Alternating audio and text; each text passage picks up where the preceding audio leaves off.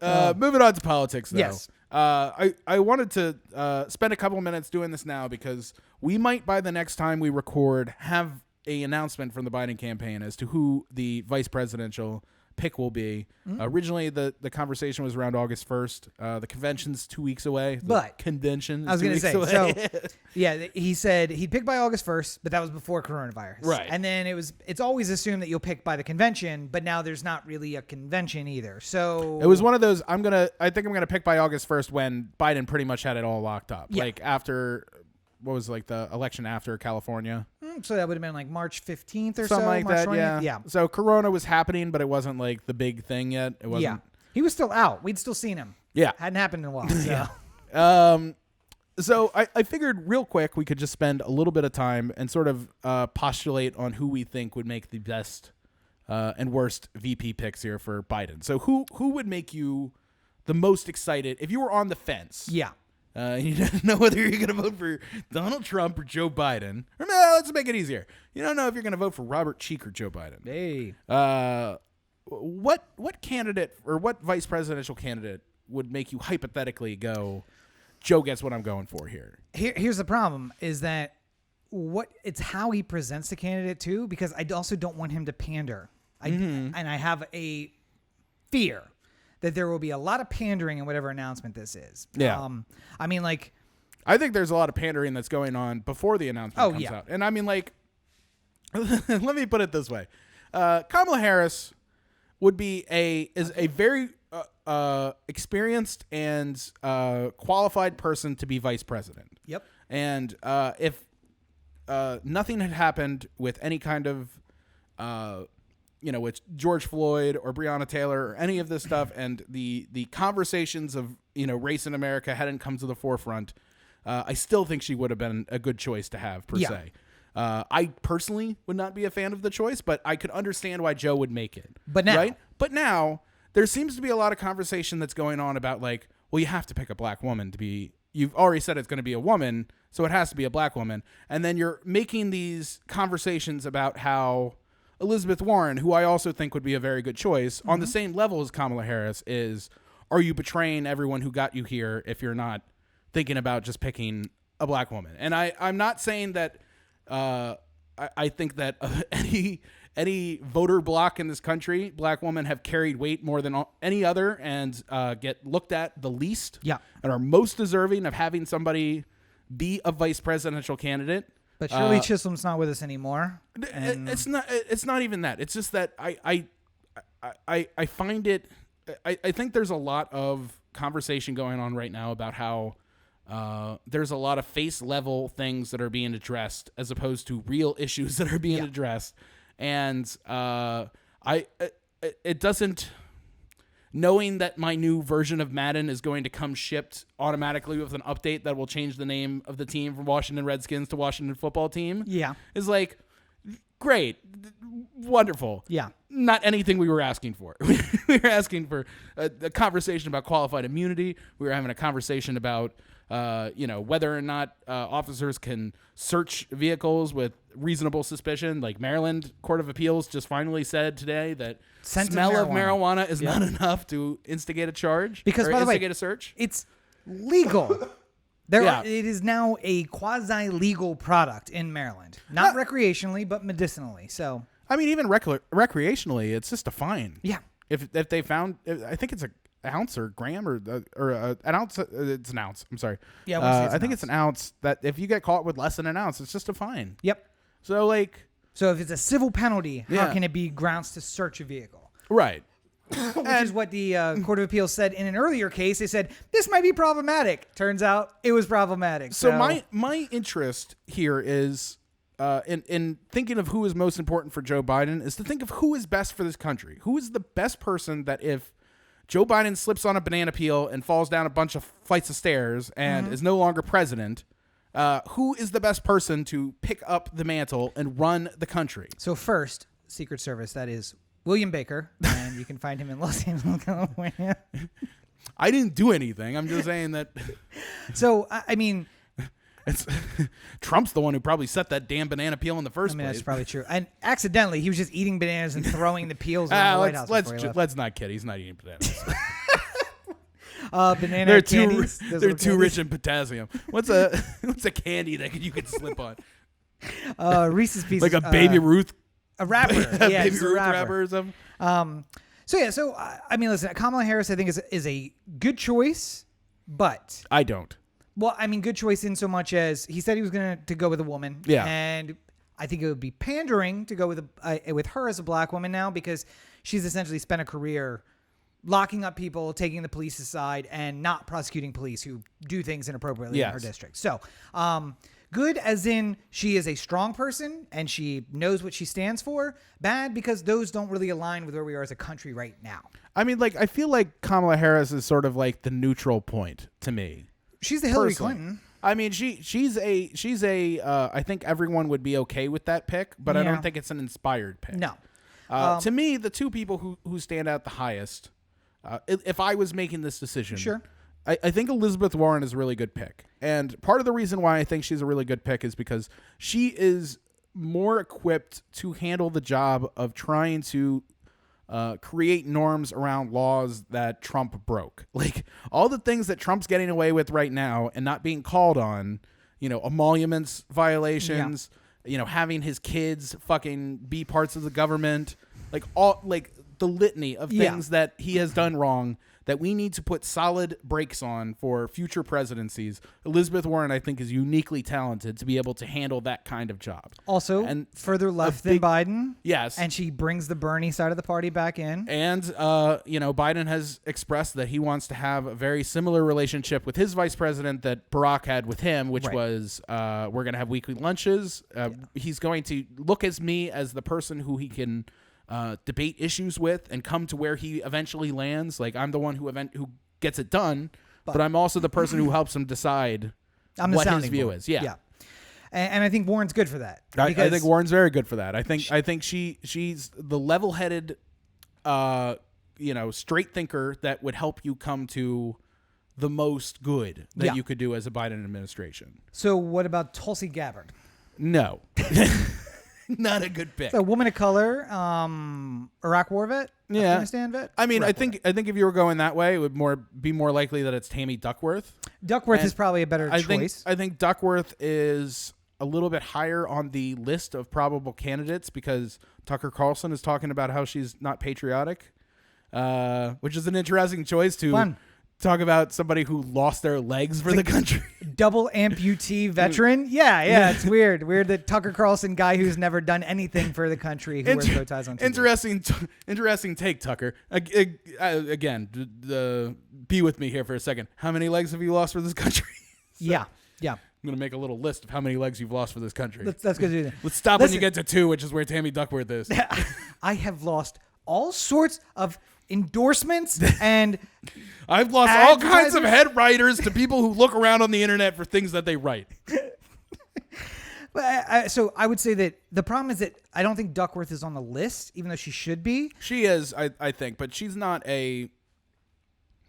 Something tells me that Tammy Duckworth is still on the who are you side of the spectrum. And that's what Tulsi brings. She also brings like a centrist, like crazy right-wing people kind of like her too. So I think you'd be pretty dumb to pick Tulsi. Horrible decision, but I mean, to me, the worst ways you could go here are Klobuchar, clearly, because there's not a way in the world you get Klobuchar in without having weeks of coverage of what's going on in Minnesota, which is just bringing the George Floyd protest conversation right back up to the front. Yep. And what did you do when this happened? Nothing. Oh, you had a chance to criminally charge Derek Chauvin with something? What did you end up doing with that? Oh, you took the word of the officer and you just let him go. Fine. Yeah, seems like you're not the one who was standing in the way of progress happening a while back. So yeah. My other big pick, by the way, besides Warren, the other one that would make me really happy is Stacey Abrams. And I know that Abrams has been faded a little bit. Mm-hmm. She's not like up at the top of the list anymore. Well, she's been doing unimportant things like fighting voter discrimination, voter in the South, suppression, and getting people registered to vote. So. I mean, nearly beating Brian Kemp in a super fraudulent election. Yeah. Where Brian Kemp was the official, it was the umpire. was the referee as to what was right and what was wrong. But like, he's in the batter's box, like boom, ball. Yeah, exactly. That's what Brian Kemp was doing Okay. in this matchup with Stacey Abrams. And I just think that every time I hear her, every single time Stacey Abrams is in front of me, I'm just like, this is someone who gets it. And Yeah. this is someone who I think has a long career ahead of her. And this would be a great opportunity to get her out there in front of people. And, you know, there's no easier way to become governor of Georgia if you're vice president of the United States first. Like, it's a pretty good... So here's the thing. If she wanted to go from one to the other, you know, I mean, she'd probably run for president on her own, but if she had a Nixon situation where she didn't win and went back to run as governor of Georgia, and, ignoring the current presidency. Here's the problem we have. We have Obama, Biden. yeah, Big state, small state, urban state, rural state, essentially. yeah, Then you have Bush, Cheney. Big state, small state. Really, George was a Texan, but he's really from Connecticut. But nonetheless, big state, small state, urban, the owner rural. of the Texas Rangers. Clinton. Yeah, Arkansas, Tennessee, bit of an outlier, but Clinton was famous nationally before he was governor, or while he was governor, so it's a little different. But also, Gore was kind of a weirdly leftist person in the South.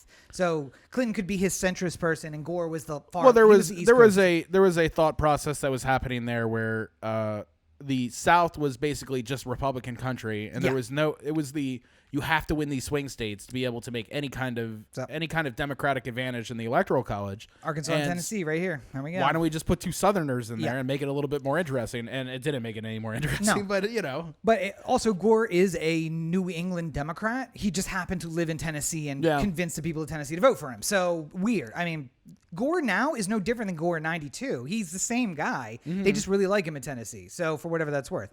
But before that, H.W. and Quayle. Before that, Reagan and... I really do feel like, in my mind, the idea of taking states as picking somebody from a certain state to get a certain thing from it is not as important as it used to be. Because, I mean, so take Kamala, for instance. You think, like, big state. Small state Delaware versus big state California. Yeah, Georgia versus California, more importantly. Yeah. I think that regardless of who Joe Biden's running mate is, he's going to win California. Probably. It could be a dead raccoon. So this is not the 92 election. Yeah, California's not in play. I don't think it's that important. I would rather have it speak to a different level of experience. I think that people have a opinion of California as this like liberal haven. Yeah. And that if you are electing or if you're picking the senator of California, you're picking the lefty, which is not fascist. True. Not true at all. Yeah, like I don't get it. But here's the thing though, if Abrams is on the table as a one-time candidate for governor of Georgia, I mean it makes Georgia more interesting. Georgia's already, by the way, like +7 Biden right now. It's already a swing state in Biden's favor. So why does it take Duckworth out though? She's at Hawaii? No, she is Washington? No. Fuck. Midwest there somewhere. God damn it. Why can't I not remember? Small state though, right? I think it's Illinois. It's not Illinois, is it? No, I don't think so. I'll find out. You talk. But I feel like that if Stacey Abrams is going to be in play, then there is a lot of other people who could be in play as well. The governor of Michigan could be in play, whose name escapes me right now. But yeah, it's Illinois. Is it? Yeah.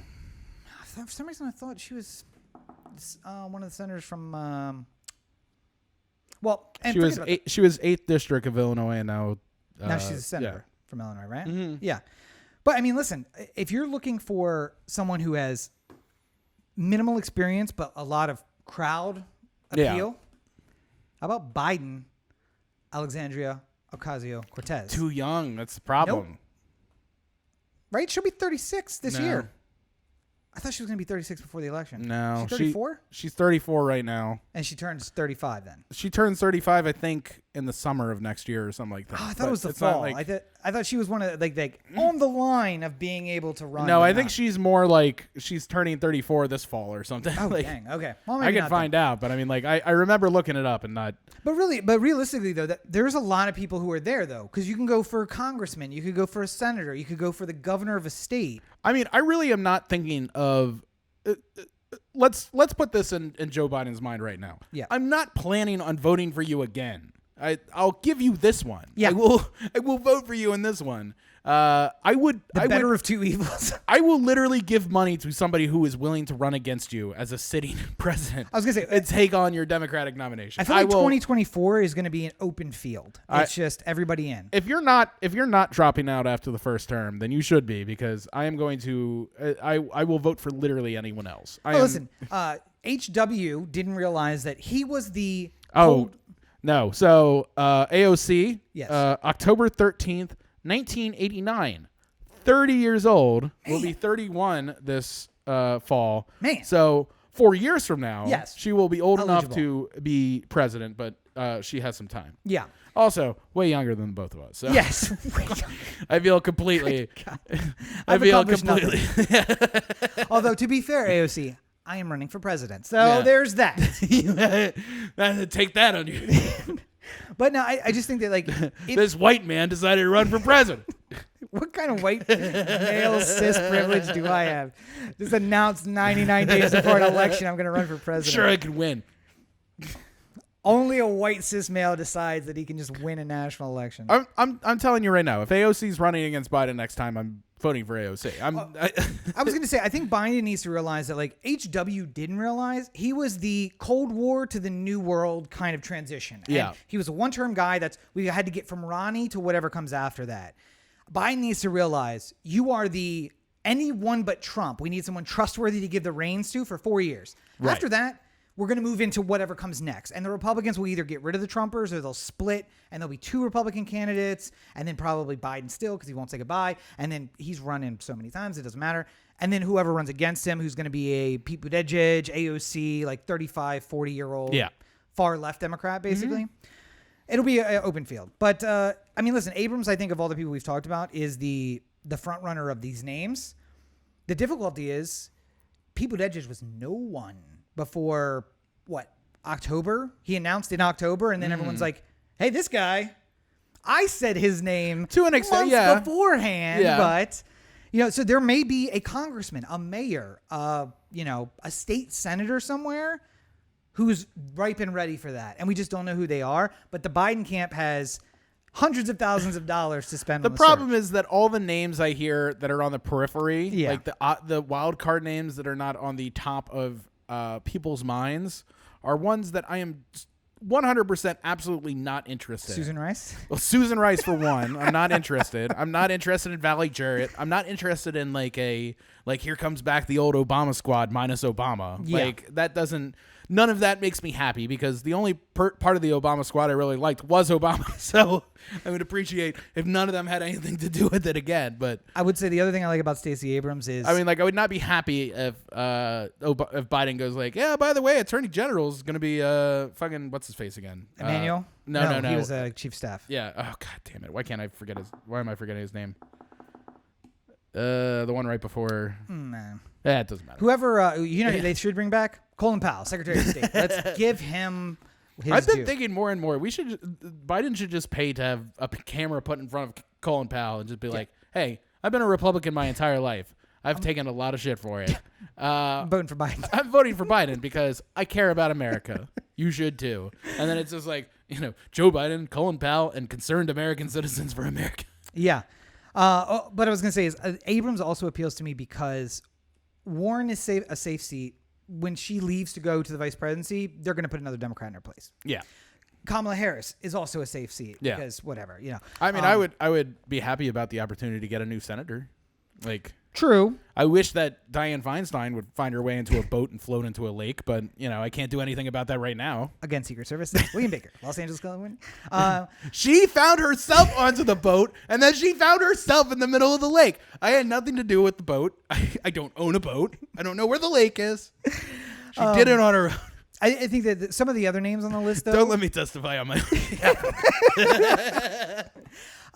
Duckworth, coming from Illinois. Yeah.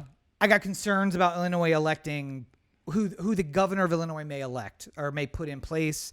Past governors haven't made great decisions when they replace senators. So to be fair, yeah. And then you have like Michigan's governor, a special election in Michigan. Crapshoot. There could be a far right militia Republican. I don't know. Yeah. And we don't want to lose more state houses if we can avoid it. So that's the problem is you do this math of like you're a Democrat going into a thing building an administration. It is saying there's really only certain pieces I can look at as well because I don't want to take key pieces out of the Senate and then not get legislation passed because I have nobody there with experience who can move stuff in. Please leave Schumer. We don't need him in an administration. I also don't want him in the Senate, but that doesn't help us. So, What I really want from a Biden VP candidate, and I know I'm not going to get it, but I would like somebody that makes Nancy Pelosi and Chuck Schumer very upset with Joe Biden. Yes. Like, that would be amazing. If there was somebody who really upset the two of them, that would be my ideal choice. But I mean, if it was AOC, that would upset the two of them. They'd be like, Joe, what the fuck are you doing to us? The little girl from the Wall Street statue, the one that stands in front of the bowl, that's the girl I want. That's the one I want to be vice president. Chuck goes to sleep every night cursing that girl's name. Yeah, You're making it harder for me to get elected, you little fucking bitch. I want to say Warren, they may have that reaction to as well. I just feel like she doesn't play to their demographic. Yeah. They're looking at Kamala and saying, let's make it Kamala. She's the one that we want. And anyone else is going to be hard. But. So there's also a little, like, I heard a thing where somebody who's in the VP discussion group, like related to whether or not Kamala's on the list, was just like, she's on the list, but she was a little mean to Joe during the whole debate, so maybe she wants to apologize for that. And it's just like, fuck you. Like, don't ever want Kamala. I'm going to tell you to apologize for a lot of shit. That ain't one of them. Not that. That ain't one of them. Fuck it. Do whatever you want to do during the campaign. That's fair game. You're running for president. Don't. By the way, you're trying to take out the top dog in the race. That makes a lot of sense. Like, I'm calling it right now. Surprise VP pick. Yeah.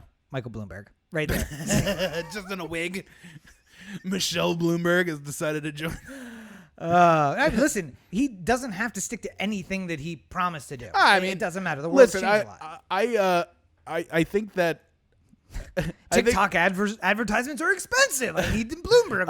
I think that saying that he was going to pick a woman was certainly something worthy of doing because 50% of the population and all should be 50% of the ticket. That makes sense to me. Also should be 50% of the Congress. We got to work on that. I just hate the fact, and again, this is not anything against picking a woman as vice president. I just hate the fact that you are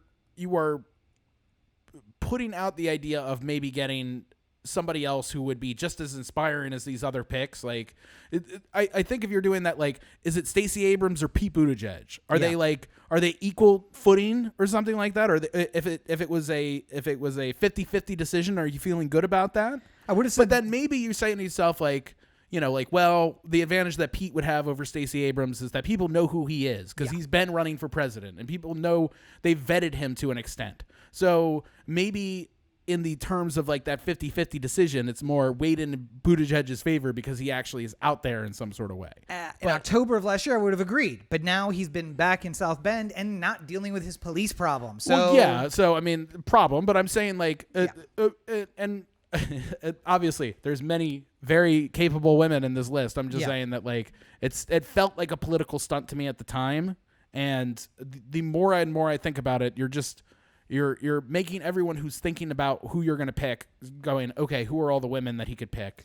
And even if he picked if he was like, changed my mind, it's Pete Buttigieg now, or like, changed my mind, it's Cory Booker. So like, it doesn't like that. People will feel understandably upset about the fact that there was like a bait and switch on that regard, like.